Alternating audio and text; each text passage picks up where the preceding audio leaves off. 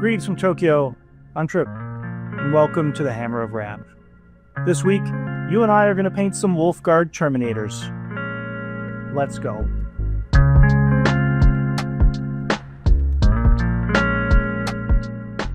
Thanks for joining me in the studio. As summer draws to a close, we finish our penultimate video in the Summer of the Wolf series by tackling the Wolfguard Terminators. But first, I want to talk very briefly about onsen, or hot spring baths. Even if you don't know a lot about Japanese culture, there's a pretty good chance through movies and anime and manga that you've come to understand that the onsen is sort of a cultural touchstone throughout all of Japan. Japan is known for its geothermal activity, and throughout the countryside and in some of the smaller towns and cities, you can see onsen, or natural hot spring baths. Now, around these natural hot springs, a bathhouse is often constructed, some of which are several hundred years old. And once you've paid the small fee to enter the bathhouse, you can enjoy the hot springs, but not before you clean yourself. Now, to a Westerner, that sentence might have sounded a little strange, but to the Japanese, the idea of getting into a communal bath without first cleaning your body would be a major faux pas. And within these bathhouses are large communal showering areas where you can sit at a stall on a wooden bucket and clean yourself with soap and water before a hot and relaxing soak in the natural spring tub, which is often outside. Contrary to the misconception, the bathhouse is communal, but it is not unisex. There are facilities for men and women. Now, if you are deep in the heart of a city such as Osaka or Tokyo, there aren't many natural hot springs around, but that doesn't mean you can't enjoy the sento, or public bathhouse, which operates in exactly the same way as an onsen, and often the words are used interchangeably, but there is no natural hot spring, and instead it's a man-made facility which pipes in hot and cold water to create steaming and chilling baths, and they often have a sauna as well. Of course, the rules apply there just the same, and you must wash your body before entering the tub. If you're planning a visit to Japan and wish to visit onsen or sento, know that there is one major rule that is never broken. In order to enter, you cannot have tattoos of any kind. And there are no exceptions for foreigners. Japanese culture is extremely rigid, and this rule is a holdover from the times in which the only people that got tattoos were the Yakuza, or the Mafia. And as a business operator wouldn't want to entertain those sorts of clients and all the troubles that come with them, a simple rule was laid down: no tattoos. You'll often see a sign in both English and Japanese warning you of this restriction as you enter the bathhouse. Well, that's enough about the simple pleasures of bathing, whether in a sento or onsen. Let's talk about Space Wolves. This week, we build and paint the multi-part Wolfguard Terminators kit. It was part of the line refresh over the summer, and I have to tell you, I had an absolute blast putting this together. And there's a bit of a surprise at the end as well, as we do a retrofit on some other models. Let me show you how I built and painted my Wolfguard Terminators. I was really excited to crack open this box and build and paint these models, not only because I really enjoyed all of the other kits we put together for the Summer of the Wolf, but because I got to play my first game of 10th edition last month. Yes, I know, 2 years after launch. And one of the glaring issues in my army is that I had no Wolfguard Terminators. I had a completed Arjak Rockfist and Logan Grimnar, and they just had to go in without any bodyguard, and as you can imagine, they didn't last as long as they could have. So I'm really excited to put this kit together and give my HQ unit some much needed support. The kit, of course, goes together really well, and it has a ton of Space Wolves flavor to it. I was really happy with all of these releases to see them bring back what made those old First War minis great. Now, we've built our 5 bodies out, and it's time to put the arms on, and according to the meta, the best build is the Great Axe. But the guy on the back of the box with the twin lightning claws looked really cool, so I decided to do that, and we're going to do something else with that Great Axe later, you'll see. So we'll just finish assembling our miniatures and we get to this. The assault cannon has this weird closed off pose where he's turning the gun in and also reaching in. It's a weird posture. Most of these new GW poses are really great, but this one, it's lacking. And what I'd really like for it to do is to sort of be facing outwards, like he's turning to the right. If we look at the posture of that leg, it looks like he's just stomped to the right and is planting his foot. This is actually a pretty easy fix. I'm going to use my single-sided nippers. These are great because they slice the plastic without pinching it. If you don't have one of these, you can use an X-Acto or a hobby saw. We'll pop that arm off, and then I'm going to use some sprue glue here. This is just old bits of sprue in some glue. I like it extra gloopy. It's almost like mozzarella. A lot of creators make it a lot thinner. I find when it's thicker, it works really well. And we're just going to turn the top of that arm, and when we put it on there, you'll see that the pose just works 100 times better. It's open, it has a more dynamic sort of twist to it. And then we'll take the rest of the arms and start putting them on the miniatures. Now, I'm going to build these all with the power axes and the storm shields. That makes them more survivable, and we want to use these as a bodyguard unit for our HQs. Of course, there are enough power axes in the kit to equip the remaining 3 Terminators, but I've got some 3D printed axes that I want to mix in so that all of the axes aren't the same. So we'll take this arm with a power sword and very carefully remove just the hand. That way, once we've cleaned up the surface, we can use some super glue gel type to attach one of those printed 3D axes. This axe is from the Cyberbrush 3D collection. You can find them on myminifactory.com. There is a link in the description below. And the shield in the left hand is actually from the Primal Hound set from Grey Tide Studios. Again, there are enough shields in the kit to equip all 3 of the remaining Terminators. I just want to use some of these 3D printed bits so that each Marine looks unique and has sort of a custom piece of war gear. We'll go through and kit out the remaining 3 Terminators. I've also printed up some really great pauldrons from the Primal Hounds pack to put on a few of these. And we'll start painting the minis. Now, I'm actually not going to go through and talk about my painting process step by step and explain how I do everything. At this point, there are, I think, 8 videos in the series, and in each one, I go into great detail about exactly how I paint the minis, what colors I use, what order I apply the paints, and if you want to see how I do that, you can just check out any of the other videos in the playlist that's linked in the description below. But for today, I thought maybe we could do something a little different and just talk about the hobby in general, or more specifically, how the hobby can help you relax, help you become more focused, and help you grow. I've mentioned a few times on the channel that I've been in the hobby for more than 10 years now.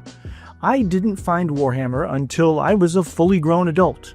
I know a lot of folks have these really great memories of, being in junior high and high school and being gifted their first set. But when I found Warhammer, or when Warhammer was thrust upon me by a good friend, I was a fully grown man. I had graduated college, was working my career at Mattel Toys, and had a ton of disposable income. And as you might imagine, having a lot of income, no kids at that point, and a plastic addiction sort of makes for one heck of a combination. And man, I really went all in on Warhammer. I dove in the deep end, and by the end of the first year, I had an entire Firstborn Space Marine army that was like 2,500 points, and I had almost 3,000 points of Tyranids that I was working through every day as a way to relax after work. Now, I know that sounds a little strange. I was a toy designer. I worked at Mattel Toys on brands like Masters of the Universe and, the DC properties. So how hard could it have been? And I will not argue. A bad day designing toys is better than a good day doing just about anything else. But like any other career that is deadline driven, it has its moments of stress, and anyone who's worked in any sort of manufacturing industry, whether that's toys or doorknobs, will tell you that there are daily headaches to deal with and all sorts of problems to solve. And occasionally it's, nice to just sort of put all that behind. And I know that Warhammer is kind of like toys.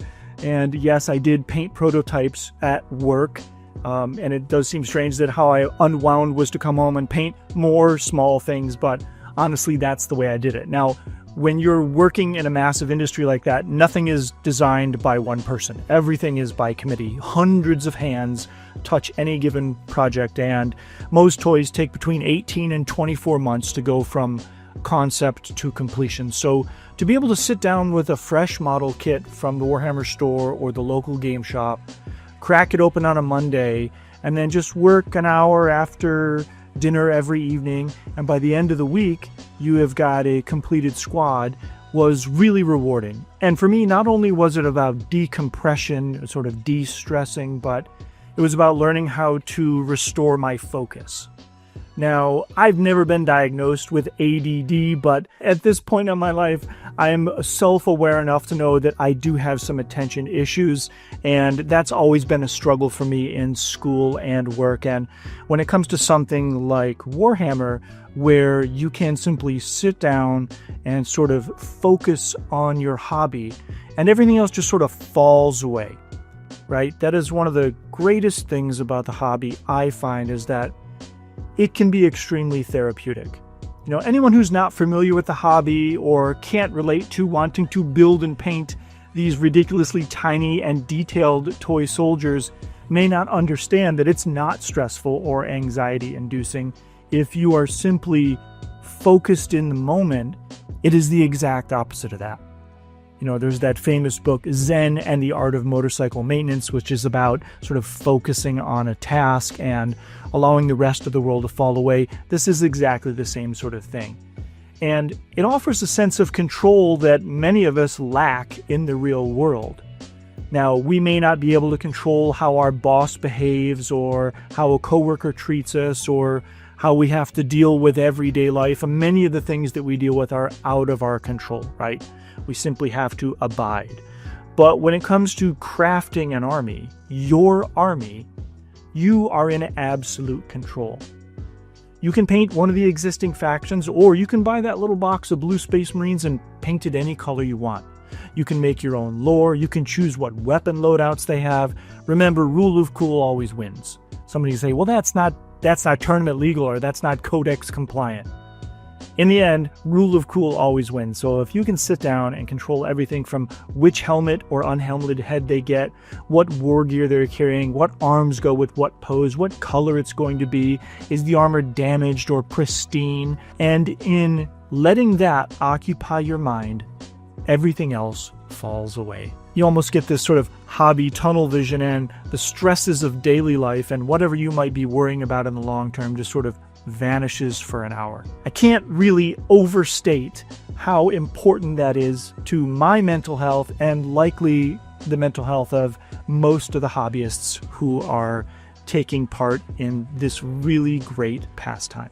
And for me, starting a YouTube channel did have its own stresses and can sometimes be anxiety-inducing, but in the end, it's given me the drive to sit down and make sure that I am hobbying at least an hour or two every day, not only to complete videos, but to de-stress and refocus. Now, last month, I did take the opportunity to put together a document which listed all of the Warhammer models that I have completed since I started in the hobby. And over the course of 12 years, I have painted a lot of Warhammer miniatures. And I can tell you that that sense of accomplishment, the pride of getting something done from start to finish, doesn't diminish. Every time I complete a unit or centerpiece model, it feels just as rewarding as it did the very first time that I did it. Now, I get the suspicion that I'm not the only one that feels this way. So if you'd like, leave a comment below and let me know, is the hobby just as rewarding for you today as it was when you started out? And speaking of rewarding, with the final touch of Valhalla Blizzard, these Terminators are complete. But do you remember these?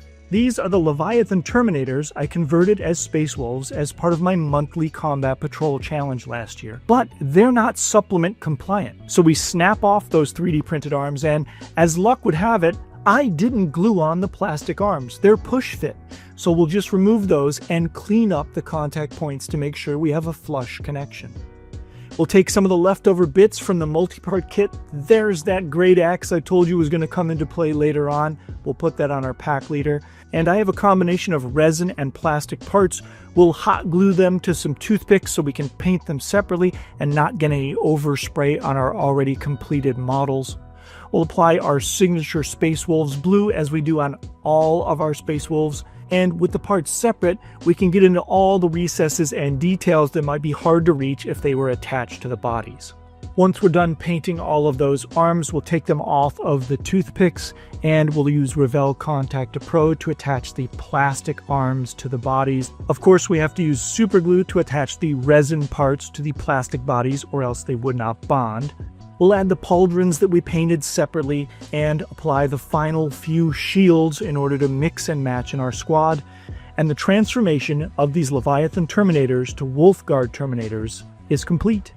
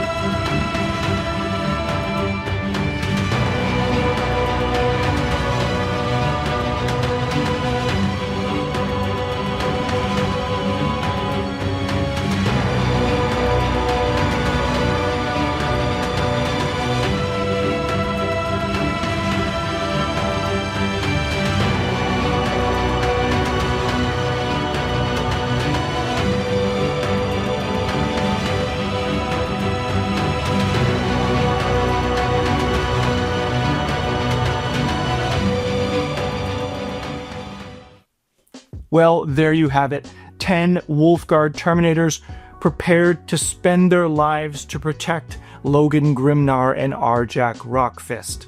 I'm really excited to add these to my collection and I can't wait to play them in my next game. I hope you enjoyed the video. It was my genuine pleasure to make and share it with you. If you'd like to support the channel, like, comment, and subscribe. Help drive us to the front page of YouTube and grow our audience. We're trying to hit 15,000 subscribers during the Summer of the Wolf. If you'd like to support the channel in other ways, you can always check out our Patreon, linked in the description below. Joining at any level grants you access to our private Discord server where like-minded hobbyists help each other grow with honest and kind feedback. Thanks again for joining me, and I'll see you on the next one.